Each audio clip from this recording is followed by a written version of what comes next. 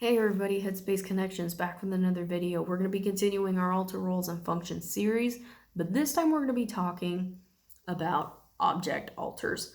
Now, if you saw our video about item alters, we're now going to go into a little bit more of a description as to why we considered putting those in their own separate categories. Now, again, it was unique to our system personally. If it works for you, great. If not, maybe we can give you a little more insight into another system if they may have it this way. Now, with object alters, they do fall under the same category as non-humans, and they identify as inanimate objects, obviously. For example, trees, houses, etc. Now, with the definition of object alters that we took, is what is research academically accepted, I guess you could say. So we kind of use that as more along the lines of what an object alter is. Now, they can also be objects like hidden inside and other animate objects. Like, for example, inside natural structures in your inner world. For example, mountains, trees, lakes, and rivers. Now, an example of that we have personally in our system of an object inside another object is a house in the mountains. But one important point to remember is that not every object will be an alter.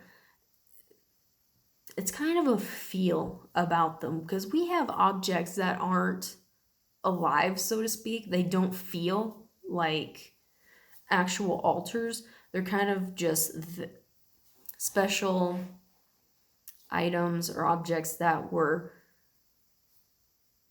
put there to serve a purpose, but they're not quite alters. Now, where the difference comes in for us and how we notice the difference is that we actually have, like I said, we have a house in the mountains in our inner world.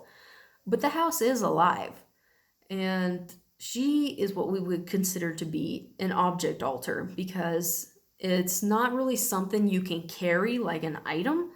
It's bigger and it's stationary, and that's how we considered object alters to be, as you know, per unique to our system. You can go by that or not. It's up to you and what works for your system. And we haven't put her on our Pinterest yet for our system map, but she goes by she. Her name is Lucy. And literally that's what she is, a house that lives in the mountains, in the forest. But she doesn't move, she's stationary, she stays there. And what she actually serves as almost kind of like a portal for those that are coming out of are dark areas where there is not a lot of development yet, and where a lot of hidden alters tend to get lost at. And she's kind of like that porter that leads them to the main area where everybody else is. And she will house those new ones until they're ready to venture out on their own. And that's basically the function that she has. Now, like I said, this is unique to our system. So if you may or may not have it for your system. But when I first discovered her, I thought that was really interesting. I had not ever seen or heard about that in any other system. But that basically covers the end of this video for object alters. We hope it was helpful in maybe learning a little bit more about your system. Or for those of you that may not be systems, a little insight into learning a little more about maybe said systems who may be a little more different than others.